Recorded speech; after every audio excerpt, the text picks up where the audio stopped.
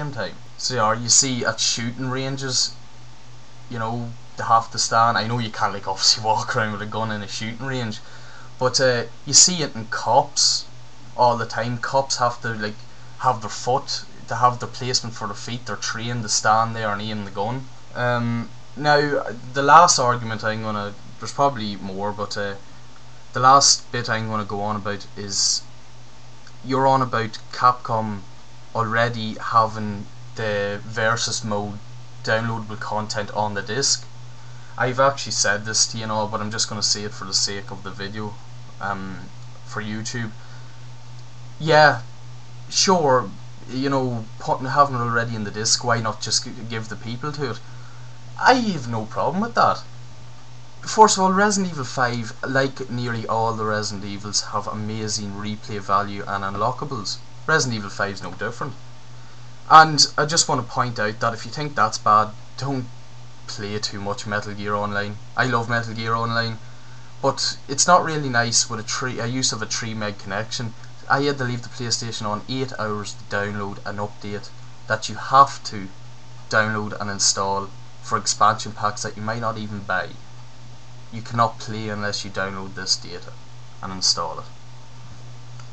I agree with some things you said.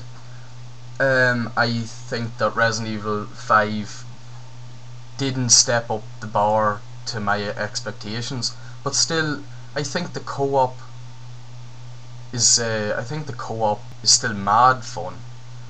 Bosses, yeah, similarities are annoying, but I also think that it has its own uniqueness. Ouroboros, yeah, it looks a lot like the leech dude from Outbreak, the leech man, but you know, still looks good. The story I think was quite impressive compared to a lot of the other ones. Better than 4's, much better than 4's. I think that the whole idea of all this time building up to the Ouroboros parasite or virus or whatever the fuck it is, I think that was good. It was clear as day that it was Jill, but at least it kept you on your toes, and it also gives you a good reason for her hair colour, I think her eye colour as well, and just different things. It also expands it.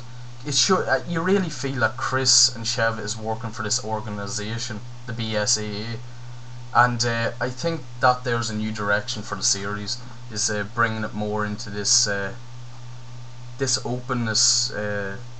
How do I word this? This openness. It's exploring a lot more of a fight against terrorism and all that shite.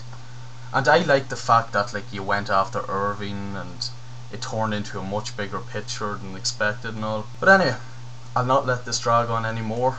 This was not to take a stab at that English dude or anything like that, and I hope people don't think I'm being a prick or whatever. It's just I thought that for the sake of fun, why not debate a few things that I disagree with in his rant. So I guess it's a bit of a rant of a rant. Anyway, see yous.